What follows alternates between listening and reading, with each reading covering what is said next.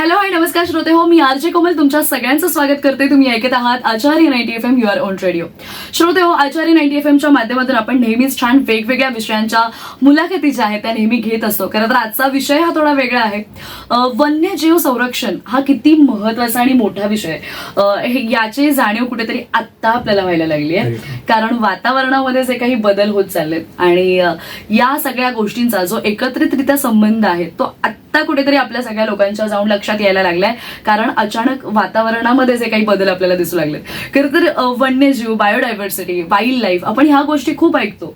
आपण टीव्हीवरती बरेच त्याविषयी गोष्टी ऐकतो, बातम्यांमध्ये बऱ्याच गोष्टी ऐकतो.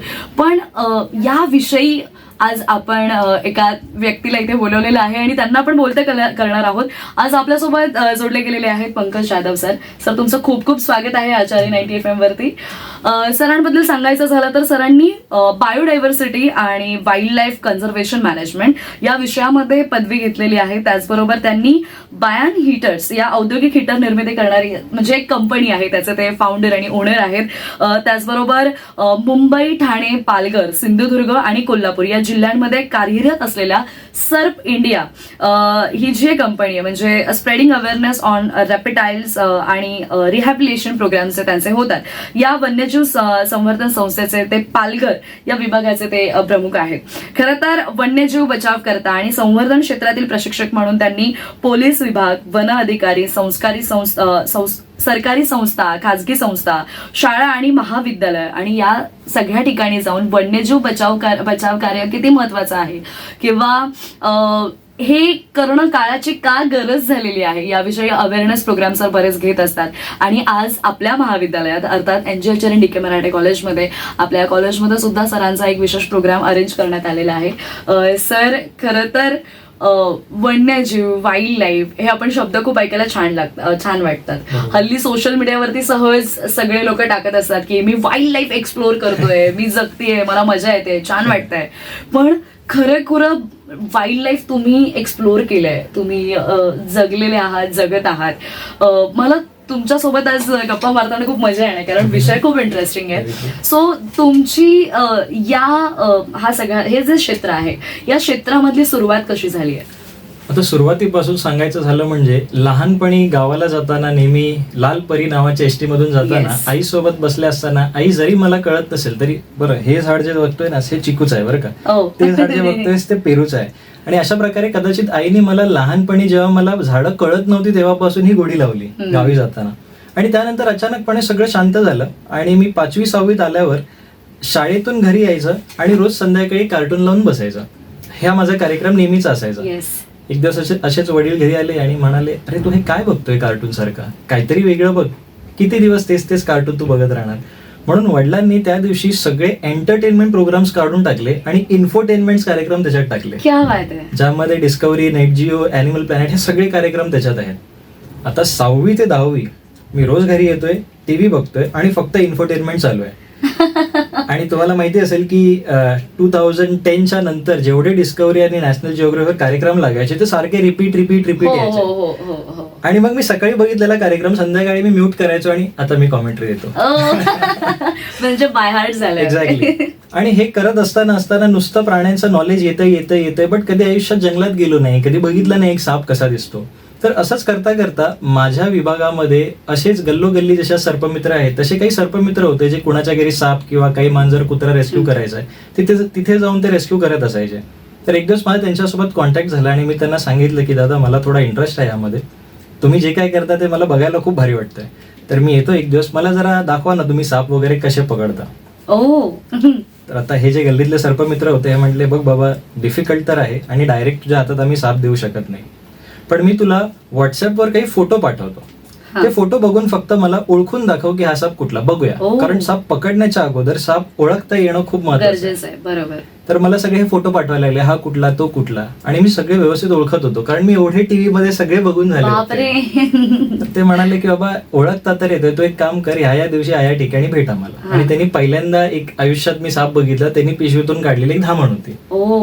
आणि मी त्याच्याबद्दल मला सगळं माहिती होतं की तो किती लांब होतो, त्याचं प्रजनन कसं होतं, तो कुठे आढळतो, त्याचं सायंटिफिक नेम काय, मराठी नाव काय, दुसऱ्या गावात नाव काय. आणि आयुष्यात मी पहिल्यांदा त्याला हात लावला.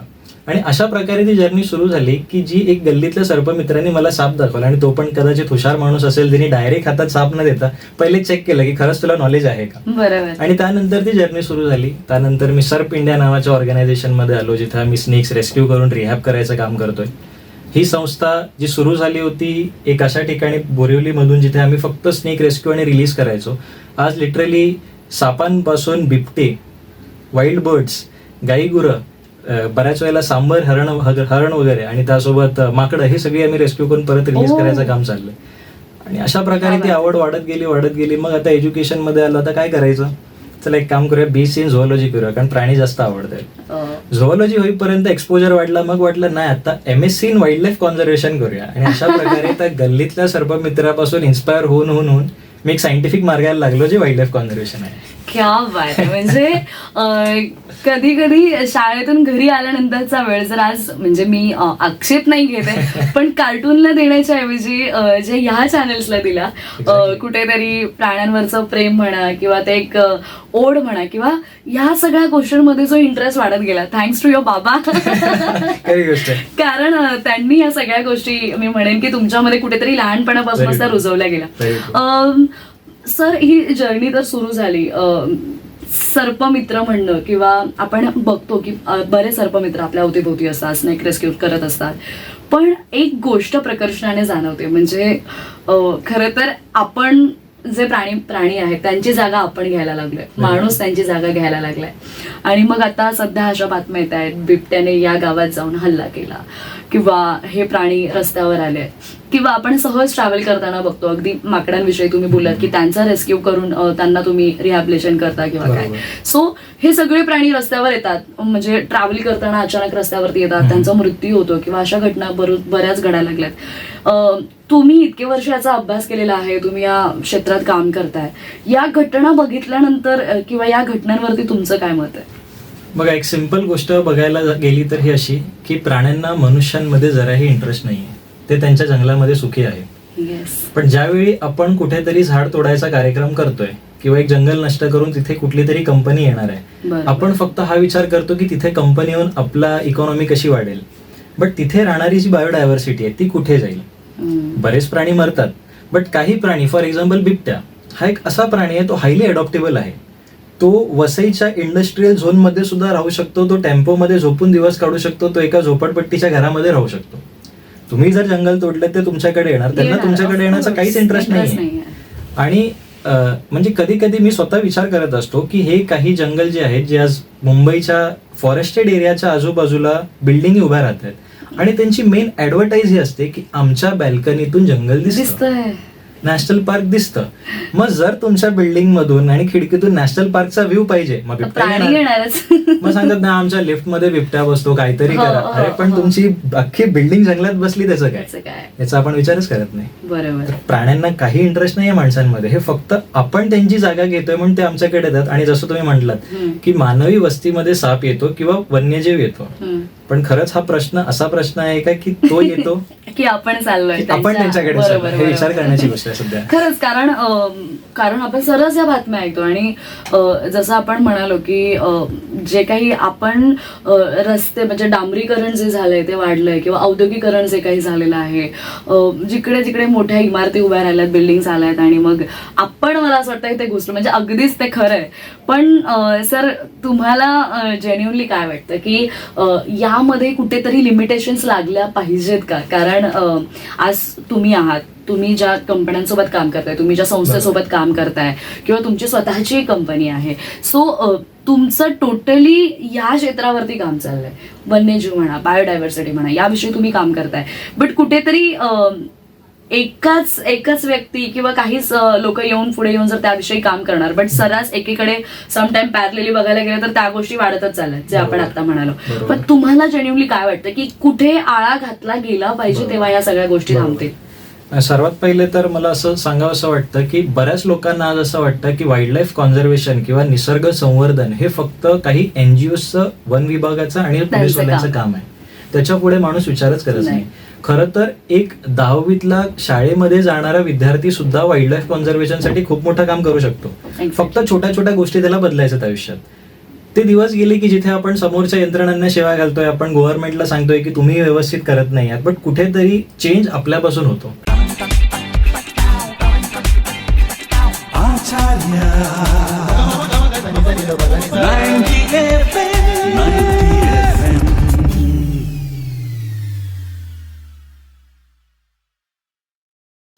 हॅलो हाय नमस्कार श्रोते हो, पुन्हा एकदा एका छोट्याशा विश्रांतीनंतर मी आरजे कोमल तुमच्या सगळ्यांचं स्वागत करते. तुम्ही ऐकत आहात आचार्य 90 FM युअर ओन रेडिओ. आजचा विषय आपला खूप वेगळा आहे. नेहमी तुम्ही, मला असं वाटतंय, मॅन वर्सेस वाईल्डचे खूप फॅन्स असतील आपल्याकडे किंवा हार्डकोर फॅन्स असतील, किंवा जॉग्रफी वगैरे चॅनल लागलाय की तिकडे जे प्राणी दिसायचे, किंवा विशेष करून मला तर त्यातलं मोस्टली जे सापांचं जे असायचं ते आवडायचं, म्हणजे बघायला विशेष करून. सो असे बरेच प्रोग्राम असतात, बट खरं तर हे प्रोग्राम पाहून आपण त्याच्यातून काय शिकतोय का, किंवा त्याच्यातून आपण काय बदल केले पाहिजेत, आणि त्या प्रोग्राममध्ये खरंच ज्या गोष्टी सांगतात त्या आपण किती ऐकतोय हेही तितकंच इम्पॉर्टंट आहे. आणि अशा सगळ्या बायोडायव्हर्सिटी आणि वाईल्ड लाईफ या विषयावरती बोलण्यासाठी आज आपल्यासोबत पंकज जाधव सर जोडले गेलेले आहेत, आणि त्यांच्यासोबत आपण छान दिल्याखुलास गप्पा मारतोय. सर, ब्रेकपूर्वी आपण या विषयाला हात घातलेला आहे, पण मला त्याच अगोदर विचारायचं आहे की तुमची जर्नी जी आहे ती अगदी काय म्हणतात त्याला, एक प्रेक्षक पासून ते आता स्वतः तिथे काम करताय अशी एक जर्नी आहे. सो तुम्ही स्वतःची कंपनी जेव्हा फॉर्म केली, बायन हीटर्स म्हणून, सो या कंपनीबद्दल थोडंसं सांगा की ही कंपनी काय वर्क करते, किंवा तुमचा यामागचा हेतू काय होता. ओके, सो बेसिकली जेव्हा मी masters in wildlife biology हे करायचं ठरवलं, तेव्हा एक सर्वात मोठा क्वेश्चन मला माझ्या घरच्यांनी सुद्धा विचारला, आणि माझे मित्र आजही मला विचारतात की वाईल्ड लाईफमध्ये पुढे काय. आपण भारतात राहतो, एक वाईल्ड लाईफर जर तो आफ्रिकेला राहतोय, किंवा सिंगापूरला आहे, किंवा ऑस्ट्रेलियाला आहे, तर त्याची खूप मोठी डिमांड आहे. बट आपण भारतासारख्या ठिकाणी राहतोय, तर याचा पुढे काय. आणि लिटरली मला हे सांगावंसं वाटतं की आज भारत एवढा सुंदर देश आहे की आपल्याकडे बरेच हॅबिटॅट्स आहेत. म्हणजे स्नो कॅप माउंटन्स पासून, डेझर्ट पासून, डेक्कन प्लॅटो, सी को, सगळं काही आहे. आणि येट पीपल थिंक की साऊथ आफ्रिकाला जायचंय वाईल्ड लाईफ टूरला, येट पीपल थिंक की ऑस्ट्रेलियाला जायचं. तर जेव्हा मी हे करत होतो, मला असं वाटलं की पुढे जाऊन माझा जो ब्रेड अँड बटर जे मी अर्न करणार आहे ते कुठेतरी काहीतरी स्टेबिलिटी पाहिजे. म्हणून विचार केला की आत्ता वेळ आहे रिस्क घ्यायची. आणि मी त्याच इनिशियल डेजमध्ये रिस्क घेऊन एक कंपनी फॉर्म केली, बायन हीटर्स नावाची. ऑलरेडी आमच्या फॅमिलीमध्ये आमचे काका वगैरे त्यांची ऑलरेडी एक हीटिंग कंपनी होती, तर त्यांचा सपोर्ट घेऊन मी स्वतःचा एक वेगळा ब्रँड सुरू केला. आणि आज आम्ही हीटर्स मॅन्युफॅक्चर करतो जे मोल्डिंग इंडस्ट्रीमध्ये वापरले जातात, जसे गाडीचे पार्ट, मोबाईलचे कव्हर, तुमचे जे माइक्स बनत आहेत, जिकडे प्लास्टिक आणि रबर आहे तिथे लागणारा हा हीटर आहे. तर हे आम्ही बनवतो, हे आम्ही एक्सपोर्ट करतो. आमच्या जर्मनी, सौदी अरेबिया अशा ठिकाणी हे सगळे हीटर जात असतात. आणि जेव्हा हीटिंग इंडस्ट्रीमधून थोडा वेळ भेटतो, जसं की शुक्रवार, शनिवार, रविवार, मी मेक शुअर करतो की मी थोडासा जे माझं एज्युकेशनल बॅकग्राऊंड आहे, जो पॅशन आहे माझ्याकडे, दॅट वाईल्ड लाईफला मी ते देऊ शकेन. चालतं. क्या बात आहे. पण मला असं वाटतं यामध्येही महत्वाचा मुद्दा हाच आहे की प्लास्टिक वरती कुठेतरी निर्बंध येते, किंवा तो ते कमी कसं करता येईल. आता मी तुम्हाला याच्यावरच सांगतो, बरेच लोक आजही मला विचारतात की सर तुम्ही स्वतः एन्व्हायरमेंटलिस्ट, वाईल्ड लाईफ वर काम करतायत, तुम्ही स्वतःची कंपनी हीटरची आहे आणि ती प्लास्टिक मोल्डिंगला जातात हीटर. मग हे कसं. तर ही खरी गोष्ट आहे की माझी कंपनी जी आहे ही प्लास्टिक मोल्डिंग इंडस्ट्रीला आम्ही हीटर सप्लाय करतो, but at the end of the day carbon footprint मला माझा कमी करायचा आहे. बरोबर. तर एका साईडला जे हार्ड प्लास्टिक आहे, जे गाडीचे पार्ट्स आहेत, प्लास्टिकला आजच्या तारखेला पर्याय नाही असं एन्व्हायरमेंटलिस्ट मी म्हणू शकतो. मुद्दा हा आहे की प्लास्टिकचा वेस्ट मॅनेज कसा करायचा, हा एक मुद्दा आहे. म्हणून आमच्या बऱ्याच वेळेला आम्ही हीटर्स अशा कंपनीजना सुद्धा देतो जे प्लास्टिक वेस्टला परत ते रियूज करायसाठी सुद्धा हे वापर केला जातो. तिथे जाऊन कुठेतरी माझा कार्बन फुटप्रिंट कमी होईल याची मी आशा करतो. आणि जसं आजचा आपला अवेअरनेस सेशन सुरू आहे ते चालतं. येस सर, त्याचबरोबर तुम्ही सर्प इंडिया बरोबर सुद्धा जोडलेले आहात, आणि तुम्ही पालघर विभागामध्ये तो विभाग पाहताय किंवा काय. आपल्याकडे बरेच सर्पमित्र असतात किंवा ते रेस्क्यू करायला येतात. सर्प इंडिया असं स्पेसिफिकली काय वेगळं काम करतंय किंवा त्याविषयी जाणून घ्यायला आवडेल. सर्वात सुंदर गोष्ट सर्प इंडियाची मला अशी वाटते की आम्ही रेस्क्यू, रिहॅब आणि अवेअरनेस हे आम्ही करतोय. ह्यासोबत आज जर तुम्ही बघाल की जर कुठल्या गल्लीमध्ये साप आला तर त्या सापाला पकडायला 5 ते 6 सर्पमित्र जागेवर उभे राहतात. आज महाराष्ट्र किंवा मुंबई आपल्या गल्लोगल्लीमध्ये सर्पमित्र तयार झालेत. आणि जर लिटरली तुम्ही ह्यांची रेस्क्यू करण्याची पद्धत बघितली तर कोण स्लीपरवर येत आहे, कोण शॉर्ट्सवर येत आहे आणि असाच रॅन्डमली साप पकडतोय, कोण लिटरली अल्कोहोल ड्रंक करून आलेला आहे आणि तो रेस्क्यू करतोय. आणि सध्या कॉन्झर्वेशन हा शब्द एवढा फेमस झालाय की प्रत्येक इंस्टाग्राम ओपन करून बघा, एक साधा सर्पमित्र, Yes. I am a wildlife conservationist. Dude, but is it really a conservation? एक रिअल रेस्क्युअर तो असतो, आम्ही सर्प इंडियामध्ये जनरली आमच्या व्हॉलेंटियर्स आणि रेस्क्युअर्सला सांगतो, एक खरा रेस्क्युअर तो आहे जो पहिला विचार करतो की खरंच रेस्क्यू करण्याची गरज आहे का. लिटरली लोक आज कुठल्या तरी गडावर ट्रेकिंगला गेली आहेत, आम्हाला एक साप दिसला झाडावर, तुम्ही रेस्क्यू करायला या, पण तो जंगलात आहे. नाही, पण ही वाट आहे ना ट्रेकिंगची, जर कुणाला चावला तर, पण तुम्ही जंगलात चाललाय, तो नाहीच आहे. एक्झॅक्टली. तर कुठे रेस्क्यू करणं, खरंच त्या सापाला किंवा त्या वन्यजीवाला रेस्क्यू करण्याची गरज आहे का, हा प्रश्न विचारणारा एक रेस्क्युअर आहे. एक्झॅक्टली. तो रेस्क्यू करताना त्या अॅनिमलला सर्वात कमी स्ट्रेस जावं, हा जो विचार करतो ते रेस्क्युअर. म्हणजे एक नाग कुणीतरी पकडलाय आणि त्याला पाय दाखवून, ढोपर दाखवून त्याला फणा काढायला लावलाय आणि 100 लोक उभे राहून व्हिडिओ काढतात आणि लोकांना हे हिरोइझम मध्ये सध्या खूप मजा येते, क्योंकि लाईक्स कमाने का ये क्रेज. हा, मला फेमस व्हायचंय. Exactly. मी नाग पकडलाय, मी साप पकडलाय, Exactly. आणि I am very crazy about that की मला हा व्हिडिओ काढायचा आणि मला सोशल मीडियावर पोस्ट Exactly. करायचा आहे. सो कुठेतरी त्याच्या आहारी बरीच लोक गेलेली आहेत. आणि सर, जसं तुम्ही उल्लेख केला, मी असेही व्हिडिओज बघितलेत लिटरली. म्हणजे हा, काही त्याच्यामध्ये आहेत जे प्रॉपर ऑर्गनाइज्ड आणि व्यवस्थित येऊन करतात, बट काही लोकांनी त्यांचे ब्लॉग चालू केले आहेत. म्हणजे मी सर्पमित्र, मला आज इकडून फोन आला, मी आज तिकडे चालू. बट जसं तुम्ही सांगितलं की एखादा रेस्क्युअर जो असतो तो असा उठून स्लीपर वरती किंवा ट्रॅक्स वरती किंवा शॉर्ट्स वरती नाही जात. सो हे कुठेतरी चित्र जे आहे ते डेफिनेटली बदललं पाहिजे. बट आपला सर्प इंडियाचे जर रेस्क्युअर असेल तर ते कसे असतात? सो बेसिकली सर्प इंडियाचा जो रेस्क्युअर आहे हा तुम्हाला एक स्नेक हुक ज्याला आपण म्हणतो, याच्यासोबत प्रॉपर शूज सोबत एक माणूस असेल. तो रेस्क्यू केल्यानंतर तिथे उभा राहून एक आम्ही त्याला डॉक्युमेंट दिलेला आहे जो त्याला भरायचा आहे. आम्ही एक स्वतःचा ऍप लॉन्च केलाय ज्यामध्ये तुला कुणी फोन केला, त्याचा फोन नंबर, लोकेशन, लॅटिट्यूड्स आणि लॉन्जिट्यूड्स मध्ये, एरिया कसा होता, बिल्डिंग होती, झोपडपट्टी होती की नाला होता, हे सगळे डिटेल, साप पकडला त्याची लेंथ काय, कोणता आहे, हे सगळं लिहून त्याला परत सोडण्यालायक आहे की त्याला रिक्वायरमेंट आहे कुठल्या सर्जरीची किंवा डॉक्टर वेटरनरीची.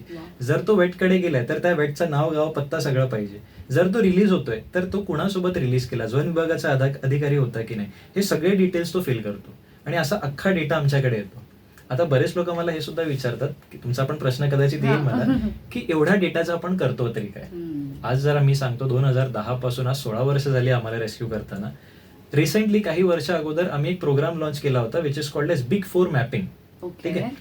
भारतात आढळणारे फक्त 4 विषारी सर्प आहेत जे मानवी वस्तीच्या आजूबाजूला आढळतात, जसं की नाग, घोणस, फुरसं आणि मण्यार, हे 4 विषारी सर्प. आम्ही आमच्या रेस्क्युअर्सना सांगितलं की तुम्ही जर ह्या 4पैकी कुठला साप पकडताय तर त्या साप तो कुठे भेटला, तिकडचा एरिया कसा होता, त्याचं टेम्परेचर काय होतं, हे सगळं तुम्ही रेकॉर्ड करून घ्या. आणि ह्या 4 वर्षाचा डेटा आम्ही मुंबईच्या मॅपवर पिन पॉइंट केला की चेंबूरमधून ह्या दिवशी ह्या तारखेला गरमीमध्ये हा साप भेटला होता, ज्यांनी आम्ही आजच्या तारखेला प्रेडिक्ट करू शकतो की जर आज 7 जुलै आहे तर आजच्या तारखेला जर चेंबूरच्या आचार्य कॉलेजच्या बाहेर मला एक सापाचा कॉल आहे तर तो एक नाग असू शकतो. गरमीमध्ये चेंबूरमध्ये नाग जास्त भेटतात पण घोणस कमी होते. बरोबर. आणि अंदाज आणि त्या अंदाजाचा फायदा असा आहे की जे लोकल गव्हर्नमेंट हॉस्पिटल्स आहेत त्यांना जाऊन आम्ही अगोदर सांगतो की तुमच्याकडे ह्या एरियामध्ये ह्या स्पेसिफिक सीझनला जर कोब्रा जास्त भेटतात आणि जर कुणाला चावला तर तुमच्याकडे पेशंट येतील, तुमच्याकडे त्याचं औषध आहे का, हे आम्ही पूर्ण प्रेडिक्शन मॉडेल बनवला. याला बिग 4 मॅपिंग म्हणतो. क्या बात आहे. आणि हे व्हेरी ट्रू. म्हणजे एखादा म्हणजे अशा दुर्घटनाही घडतात, काही व्यक्तींना साप चावतात किंवा काही, पण मग माहिती नाही ना काय चावलंय कोणाला. म्हणजे विष आहे पण ते किती त्याची जे म्हणतात ना पातळी म्हणा किंवा ते किती हानिकारक आहे किंवा किती काय झालंय. कधी कधी अगदीच काही नॉर्मलही असतात तर त्यांचा कधी ती विषबाधा होत नाही, काही बिनविषारी साप असतात तशीही आहेत. सो मला असं वाटतंय हे खरंच कमालीचं काम आहे. म्हणजे ऑफकोर्स की सर्वसामान्य लोक आहेत ते म्हणणार अरे काय नाग येतोय किंवा साप चावतोय, धावण दिसली, हे दिसलं ते दिसलं, पण एक्झॅक्टली या लोकेशनला हेच का दिसत आहेत किंवा त्याविषयी पण की आता मला असं वाटतंय दादर इकडे राहणाऱ्या लोकांना आयडिया नसेल पण सर्प इंडियाची जी टीम आहे ते नोज की इकडे या भागात हे या वेळेला अशा प्रकारचे साप किंवा अशा प्रकारचे पाणी आढळतात. सर, खरं तर हा प्रश्नच मी आता विचारू की नको विचारू. आतापर्यंत सरपिंड्याच्या माध्यमातून किती प्राणी रेस्क्यू केलेत, किती रिहॅबिलिटेशन त्यांचं झालेलं आहे कसं, Okay. आणि त्यानंतर ते तुम्ही जेव्हा बरोबर. एखाद्या अधिकाऱ्यांशी कनेक्ट करून त्यांना जेव्हा पुन्हा त्यांच्या जागी पाठवता, तर आतापर्यंत साधारणपणे किती झाले तरी अंदाज आहे? आता मी तुम्हाला एक अंदाज सांगतो की गेल्या जून महिन्यामध्ये, जून 2026 मध्ये, कालच मला आकडा आला, 586 म्हणजे 586 animals which includes wild birds, mammals as well as reptiles, एवढे रेस्क्यू करून रिलीज केलेत एका महिन्यात. एका एका महिन्यात फक्त जूनचा आकडा हा. बापरे. आता तुम्ही कॅल्क्युलेट करा, सगळीकडे 300, 400, 500, 300, 400, 500 Average जरी केला तरी. ऍव्हरेज जरी केला तरी हजारो लाखो ॲनिमल्स रेस्क्यू केले. क्या बात आहे. पण म्हणजे हे पण खरंच- पण पण मला अजून एक गोष्ट यामध्ये ऍड Yes. करायची आहे. मुंबईमध्ये बऱ्याच लोकांना असं वाटतं की ह्यांनी एवढे प्राणी रेस्क्यू केले म्हणजे किती मोठं काम करतायत, बट हे पूर्णपणे आम्ही उलट्या स्वरूपात ह्याला बघतोय. आमची एनजीओ आम्ही ह्यासाठी सुरू केली की रेस्क्यूजचा नंबर कमी झाला पाहिजे, because rescue is not always the option. तुम्ही त्या ठिकाणी गेल्यानंतर तुम्हाला तिकडच्या लोकांना अवेअरनेस स्प्रेड करायचा हा पहिला मोठो आहे. बऱ्याच वेळेला आम्ही असं बघतो की आम्ही साप पकडायला जातो, आमचे रेस्क्यूअर्स एवढ्या चांगल्या प्रकारे समोरच्याला सांगतात की ही धामण आहे, हा 5 वर्षापासून इथेच आहे, हा तुम्हाला कधीच दिसला नाहीये. जर 6 फुटाची धामण तुमच्या घराजवळ भेटते म्हणजे मागचे 5 वर्ष ती तिथेच होती, ती तुम्हाला कधीच दिसली नाहीये, ती फक्त उंदीर संपवते. आणि आजच्या दिवशी तुम्हाला दिसली म्हणून तुम्ही एकतर तिला मारताय किंवा आम्हाला बोलवतात की हिला उचला आणि जंगलात सोडा. पण 5 वर्ष तिने रॅट्स खाल्लेत, तुमच्या एरियामध्ये आजार जे पसरणार होते ते कमी केले. तर बऱ्याच वेळेला आम्ही आज बघतोय मुंबईमध्ये चित्र बदलतंय. लोक म्हणतात की ती बिनविषारी साहेब असू द्या, इथेच सोडा. आणि तिथे आमचा खूप मोठा, ते मला वाटतं ती खूप मोठी गोष्ट आहे का रेस्क्यूअरसाठी. It's a achievement. Exactly. Because at the end of the day coexistence, कारण आपण त्यांच्या जागेत आहोत, तर जर ते आपल्यासोबत राहायला शिकलेत, जर बिबटे आपल्या इंडस्ट्रियल एरियामध्ये राहतायत, जर साप माझ्या गाडीमध्ये बिबट्याने आपल्याला मॅनेज केलंय. एक्झॅक्टली, मग कुठेतरी आपण त्यांना मॅनेज करता आलं पाहिजे. सो दॅट इज को एक्झिस्टन्स, जे आम्ही प्रमोट करतोय. तर कदाचित आम्ही हा विचार करतोय की लवकरच हा नंबर खाली आला पाहिजे, की आज आम्ही महिन्यातून फक्त एकच पकडला का, कारण लोकांना आम्ही एवढं अवेअर केलंय की हा साप असू द्या, चालेल तुमच्याकडे. सर तुम्ही कधी केलाय तसं ऑन फील्ड? तुम्ही जाता असं? बरेच वर्ष मी ऑन फील्ड होतो. आता मी खूप कमी जातो, आता मी जास्त करून अवेअरनेस साठी पुढे असतो. कारण मला असं वाटतं की रेस्क्यू करण्यापेक्षा लोकांची मानसिकता बदलणं खूप गरजेचं आहे. कारण म्हणजे रेस्क्यू मुळातून तो, मनातून तो विचार बदलणं, विचार परिवर्तन करणं फार गरजेचं आहे. आणि मला असं वाटतं की विचार परिवर्तन करत असताना, रेस्क्यू करत असताना कुठेतरी काही लोक अशी आहेत ना, जे साप दिसला की घे काठी मार, तर हे चाललंय. म्हणजे एक ती भीती असते, ऑफकोर्स भीती आहे, प्राण्यांविषयी आहे किंवा काय, पण खरं तर हे विचारातून मतपरिवर्तन त्यांचं करणं फार गरजेचं आहे. तुम्ही ज्या वेळेला रेस्क्यू करत होतात, असं कोणतं मिश्रण आहे का जे कायम तुमच्या लक्षात राहील? असे बरेच असतील, कारण बरेच प्राणी किंवा साप ज्यांना तुम्ही रेस्क्यू केलं असेल, बट तरी पण स्टील की मी हा दिवस किंवा हे रेस्क्यू ऑपरेशन विसरू शकत नाही. ओके, तर 2 वर्ष अगोदर 2022च्या आसपास मी विरारला राहतो. तर माझ्या वन अधिकाऱ्यांनी मला फोन केला की साहेब, काशीद कोपर नावाचा गाव आहे आणि ह्या गावातून कंप्लेंट आली की गावात बिबट्या फिरतोय. तर तुम्ही येऊन फक्त चेक कराल का की खरंच हा बिबट्या आहे का?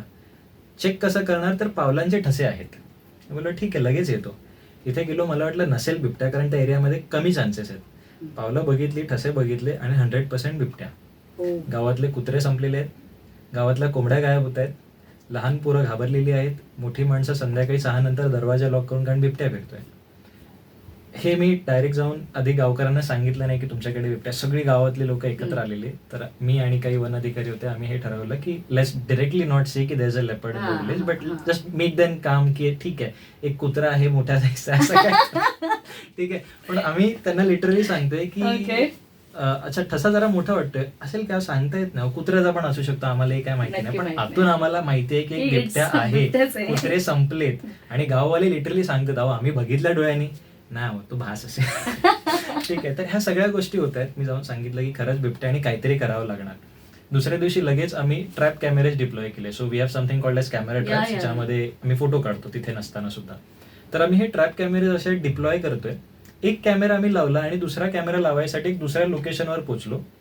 आणि जसं तिथे आलो, आम्हाला एक गावकऱ्यांनी फोन केला की साहेब बिबट्या ह्या ठिकाणी बसलाय, तुम्ही येऊन बघा, तुम्हाला यकीन होत नाहीये तर. आणि लिटरली मी तिथे गेलो. तर एक 6 फूट उंच अशी वॉल आहे, फेन्स, आणि त्या फेन्सच्या खाली तो डोंगरचा असा स्लोप आहे, म्हणजे दरीसारखा आहे. तर मी बोललो गेला पण असेल, थांबणार नाही, म्हणून मी त्या 6 फूटच्या त्या फेन्सवर असे दोन्ही हात ठेवून आपण उडी मारून बघतो ना, तसा वरती येऊन मी अशी खालची धरी बघतोय की हा छान धरी आहे. हा. आणि तो बिबट्या अगदी त्या फेन्सच्या खाली अशी पाठ चिटकवून बसला आणि तो मला बघून असा हात टाकतोय वरती. नाईस. आणि मी सगळी दरी बघितल्यानंतर खाली बघतोय, ओ येतोय हा आणि मग त्याच्यानंतर आम्हाला कळलं की खरंच तो बिबट्या आहे. आणि त्या कॅमेरा ट्रॅप्स मध्ये आम्हाला फोटो आले की त्या बिबट्याच्या पायामध्ये गावकरी लोक रानडुक्कर पकडायला एक ट्रॅप वापरतात, स्नेअर म्हणतो आम्ही त्याला. येस. तर ती जाळी त्याच्या पायात अडकली आहे आणि त्याचा पाय अख्खा सुजलाय, तो रक्तबंबाळ आहे आणि तो घायल आहे बेसिकली. आणि हा बिबट्या एवढा युनिक होता ना की हा कॅमेरा समोर येऊन आम्हाला असं दाखवतोय की माझ्या हाताला लागलंय. तो लेफ्ट पोज, राईट पोज सगळे देतोय. तेव्हा आमचे बरेच वनाधिकारी म्हणत होते की ह्याला किती अक्कल आहे, हा लिटरली सांगतो आपल्याला की मला वाचवा. तर आम्ही त्याच्यासाठी That's ट्रॅप केजेस आणले की आता आपण इथे ट्रॅप लावू, तो येईल केजमध्ये आणि दरवाजा बंद होईल. तर ट्रॅपमध्ये लावायचं काय, तर एक गोट म्हणजे बकरी ती लावूया, म्हणजे त्याच्या वासाने तो केजमध्ये येईल आणि मग पिंजऱ्याचा दरवाजा बंद होईल. 2 दिवस बकरी बांधली आम्ही. बिबट्या येत नाही पण गावातल्या कोंबड्या सांगताय. मग आम्हाला कळलं की हा एक असा बिबट्या आहे ज्याला मोठ्या जनावरांमध्ये इंटरेस्ट नाही, त्याला कोंबडीच आवडते. कोंबडी आवडते. मग एक दिवस रात्री आम्ही त्याच्यात कोंबडी ठेवली आणि आम्ही सगळे असे गावातल्या लोकांच्या घरी जाऊन झोपलो की बघूया उद्या काय होतं. सकाळी 6 वाजता एक माणूस जोरजोरात ओरडत आला की दादा दरवाजा पडलाय, दरवाजा पडलाय, म्हणजे ट्रॅप डोरचा दरवाजा पडलाय. आम्ही जाऊन बसलोय आणि हा मस्त असा मांजर कशी झोपते तसा असा झोपलाय, पायाला लागलाय इकडे आणि बाबा मला वाचवा. आणि मग आम्ही त्याला रेस्क्यू करून नॅशनल पार्कला आणलं. मग अनफॉर्च्युनेटली त्याला गँग्रीन झाला होता, ते इन्फेक्शन एवढं झालं होतं की त्याचा हात आम्हाला कट करावा लागला. तर आज तो 3 पायावर आहे. तो अजूनही नॅशनल पार्कच्या एका पिंजऱ्यामध्ये आहे. त्याचं नाव आम्ही ठेवलंय वीरू, कारण त्याला विरारवरून रेस्क्यू केला. आणि त्या प्राण्याला रेस्क्यू केल्यानंतर आम्ही त्याला अडॉप्ट सुद्धा केलाय. तर आम्ही आजही त्याची काळजी घेतोय. क्या बात आहे, क्या बात आहे, क्या बात आहे. खरं तर हे डेफिनेटली जे तुम्ही द्याल ते तुम्हाला रिटर्न मिळतं. सो अर्थात प्राण्यांनाही ती दया, प्रेम ते देणं गरजेचं आहे. आणि अर्थात ते जरी हे रेस्क्यू ऑपरेशन डेफिनेटली तुमच्या काय आता तुम्ही सांगितलेला हा अनुभव माझ्याही लक्षात राहील, कारण माझ्याकडे गावाला या बऱ्याच गोष्टी झालेल्या आहेत. कारण मी बिलॉंग करते सातारा, म्हणजे पश्चिम महाराष्ट्र. सो त्यामुळे तिकडे काही भागांमध्ये म्हणजे पाटणचं खोरं जे आहे त्या खोऱ्यांमध्ये बिबट्यांचं प्रमाण खूप आहे. आणि मी सुद्धा असाच माझ्या डोळ्यासमोर असा छान बिबट्या बघितलेला. पण आता ही स्टोरी ऐकल्यानंतर कदाचित मी बिबट्याला कमी घाबरेन. सर, यानंतर खरं तर एक महत्वाचा प्रश्न हा आहे की वातावरणाच्या निर्मितीमध्ये म्हणजे एकंदरीत जे काही बदल होतात त्यासाठी वन संरक्षण करणं हे तर फार गरजेचं आहे. पण त्याचबरोबर ही एक सायकल आहे जी आपण अभ्यासात खूप अगोदर शिकली आहे. म्हणजे 6वी-7वीला विज्ञानाच्या पुस्तकामध्ये आपल्याला ते होतं की ही सायकल आहे आणि हे प्राणी हे खातात, ते खातात, गवत खातात वगैरे वगैरे वगैरे. बट कुठेतरी ह्या सगळ्या गोष्टींचा म्हणजे आपण वन्यजीव जे आहे त्यांचं संरक्षण होत नाहीये किंवा या सगळ्या गोष्टी चालल्यात, त्याचा डिरेक्टली और इनडिरेक्टली वातावरणावरती सुद्धा परिणाम होतोय का, आणि त्याचा काय संबंध आहे का, किंवा काय वाटतं तुम्हाला एकंदरीत? वेल, बेसिकली वातावरण बदल किंवा ग्लोबल वॉर्मिंग आजकाल जो शब्द जास्त वापरला जातो, हे ग्लोबल वॉर्मिंगचं मूळ कारण मला असं वाटतं ती आहे माणसांचं वाढणारं पॉप्युलेशन. येस. जेव्हा पॉप्युलेशन वाढतं माणसाच्या गरजा वाढतात. गरजा वाढल्या की मला आता घरी एक गाडी नाही चालणार, मला 4 गाड्या तरी पाहिजे. मला पब्लिक ट्रान्सपोर्ट वापरायचंच नाही. येस. आणि ह्यामध्ये आपण जास्त क्लोरोफ्लोरोकार्बन गाड्यामधून इमिशन्स निघतायत. ह्याच्यामुळे जो ग्रीन हाऊसचा बेल्ट आहे तो खूप जास्त पृथ्वी गरम होत चालली आहे. आणि जसं लोकांना माहिती असेल, जशी लाईट आजकाल जाते पावसामुळे, घरी जर 24 तास किंवा 12 तास लाईट गेली, आपल्या फ्रीजच्या वरचा जो रेफ्रिजरेटर आहे तो बर्फ वितळून फ्रीजच्या खाली पाणी येतं. तशाच पद्धतीने पृथ्वीचा जो रेफ्रिजरेटर आहे तो नॉर्थ पोल आहे. बरोबर आहे. जर गरम झालं तो वितळणार आहे, आणि जर ते वितळलं तर समुद्राची पातळी वाढणार आहे. आणि ते होत चाललंय. आणि लिटरली मी तुम्हाला सांगू, रिसर्च सांगताय की आपण टिपिंग पॉइंटवर आहोत. आपण तो क्रॉस केलेला पॉइंट आहे. Now there is no going back. एक रिसेंटली मी एक इंटरव्ह्यू ऐकत होतो, झिम्बाब्वेचे प्रेसिडेंट होते, ते म्हणाले the best time to plant the tree was 20 years ago. Actually तुम्ही काय करताय? आपण 20 वर्ष पुढे आहोत आणि आजही झाडतोड चालू आहे. आजही अमेझॉन जे दुनियाचं सर्वात मोठं जंगल आहे ते संपत चाललंय. 2 वर्ष अगोदर आग लागली होती, 2 महिने आग जळतेच आहे. एक इमॅजिन करा, एक जंगल जे रेन फॉरेस्ट आहे, जे ओलं आहे, त्या जंगलाच्या खोडावरती, प्रत्येक झाडाच्या खोडावर मॉस आहे ज्याच्यात पाणी आहे, ते जंगल कसं जळतंय? कुठेतरी माणूस आहे ना. एक्झॅक्टली. आणि 2 महिने कंटिन्यू जळतंय. ऑस्ट्रेलियाला रिसेंटली फायर झाली होती. हे सगळे बदल आहेत एन्व्हायरमेंटचे, आणि कुठेतरी आपल्याला आत्ता विचार करायला लागणार आहे की आपण पॉप्युलेशनला कसं लिमिटमध्ये ठेवणार. बरोबर आपण काही विचार करत नाही आहोत, आपण फक्त कॅपिटलिझम मध्ये आहोत. बरोबर. तर एक गोष्ट मला सांगावीशी वाटते की निसर्गाला माणसाची गरज नाही, माणसाला निसर्गाची गरज आहे. आज 100 लोक जाऊन 30,000 झाडं लावतात, 50,000 झाडं लावतात. खरंच जंगल माणसाने झाड लावल्याने वाढतंय का? आज जे आपण संजय गांधी नॅशनल पार्क बघितलं, कुठला माणूस तिथे येऊन जंगल लावत होता? मग आज आपण ट्री प्लांटेशन ड्राईव्ह का करतोय? कारण ही माणसांनी तोडलेली झाड आहेत ज्याला आपण कंपन्सेट करतोय. बरोबर. हे आपल्याकडून तोडलं गेलं, आता ते Exactly. वाढवायचंय, म्हणजे तेच Exactly. पुढे जाऊन Exactly. कंटिन्यू करायचं.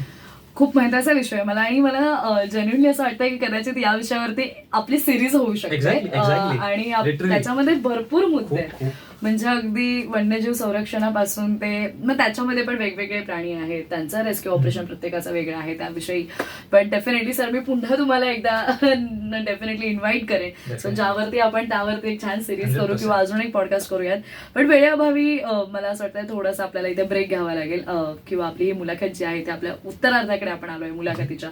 सर, जाता जाता एकच प्रश्न असा आहे, आज तुमच्या बाबांनी तुम्हाला चॅनल्स दाखवले वाईल्ड लाईफ किंवा Perfect. त्याच्याशी निगडीत असलेले, आणि त्यातून कुठेतरी तुमच्या मनात ती उत्सुकता निर्माण झाली.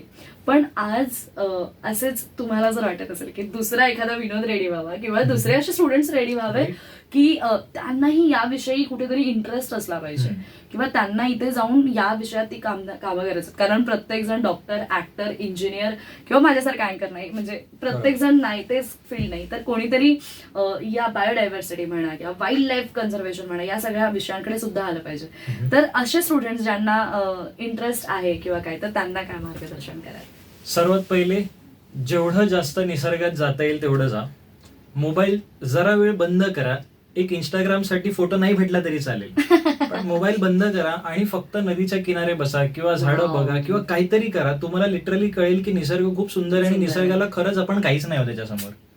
वाईल्ड लाईफ डॉक्युमेंटरीज बघा, जिथे तुम्हाला वाटतंय की कोणी free of cost nature trail घेतंय, महाराष्ट्र निसर्ग उद्यान आहे, नॅशनल पार्क आहे, तिथे जा. तुम्हाला असं वाटतंय कोणतरी समुद्रावर साफसफाई करायला जाते, बिंदास जा, एकटेच जा. तुम्हाला कळतील कितीतरी सेम मेंटॅलिटी असणारी लोक तिथे आहेत आणि आपोआप आपल्याला जाणीव व्हायला लागते की आपण किती कचरा केलाय. म्हणजे लिटरली गणपती विसर्जनच्या दुसऱ्या दिवशी जरी मी जातो जुहूवर आणि मला जे मंजर दिसतं, मग तेव्हा मी स्वतःला प्रश्न विचारायला सुरुवात करतो की खरंच हे गरजेचं होतं जे 2 दिवसा अगोदर झालं ते. आणि हे जेव्हा प्रश्न स्वतःला पडतील ना, तेव्हा चेंज येतो. आणि प्रश्न पडायसाठी सोशल मीडियापासून थोडंसं बाजूला येऊन रियालिटी मध्ये जगणं खूप गरजेचं आहे, आणि ते एकदा ट्राय करून बघा, तुम्हाला आवडेल. डेफिनेटली. सो मला असं वाटतं सरांनी जाता जाता अतिशय उत्तम सल्ला दिलेला आहे. केवळ ब्लॉग बनवायचे आहेत आणि मला फोटोज काढायचे आहेत आणि इंस्टाग्रामला स्टोरीला आणि माझ्या प्रोफाईलला अपलोड करायचंय, ह्या गोष्टी होत राहतील, नो डाऊट. पण निसर्गात, किंवा मी निसर्गाचं पण पुढे नंतर जाऊन म्हणेन, आपल्या अवतीभोवती काय चाललंय किंवा आपल्या आजूबाजूला काय होतंय, या गोष्टींकडे लक्ष द्या. आणि once again thank you so much sir. आणि तुम्ही आज जे काम करताय, आणि कदाचित मी म्हणेन की ज्या पद्धतीने तुम्ही आज अवेअरनेस करायला जाताय, बिईंग अ यंग पर्सनॅलिटी, समोरचे जे क्राऊड आहे किंवा समोरचा जो प्रेक्षक वर्ग आहे, definitely they will get inspire की येस, जर सर करू शकता, तुम्ही करू शकता, तर डेफिनेटली आपल्यालाही हे जमेल, आपणही हे करू शकतो. सो तुम्हाला ह्या सगळ्या कामासाठी खूप साऱ्या शुभेच्छा. आणि ज्या पद्धतीने तुम्ही हॅपीली, म्हणजे तुमच्या प्रत्येक बोलण्यामध्ये तो मला आनंद दिसतोय, कारण आवड आणि काय म्हणतात त्याला, पॅशनला प्रोफेशन बनवल्यानंतर कदाचित हा एक वेगळा आवड चेहऱ्यावरती दिसून येते कदाचित. So once again thank you so so. Much श्रोते हो, आपली ही आजची विशेष मुलाखत तुम्हाला कशी वाटली या प्रतिक्रिया नक्की कळवा. आणि एंटरटेनमेंट सोबत आजचा हा एन्टरटेनमेंट वाला कार्यक्रम कसा वाटलाय त्याही प्रतिक्रिया कळवायला विसरू नका. मी आरजे कोमल सध्या इथेच तुमची रजा घेते, तुम्ही मात्र कुठेही जाऊ नका. आचार्य 90 FM वरती छान सुंदर मनमुराद गाण्यांचा आणि कार्यक्रमांचा आस्वाद घेत राहा आणि ऐकत राहा आचार्य 90 FM युअर ओन रेडिओ. धन्यवाद.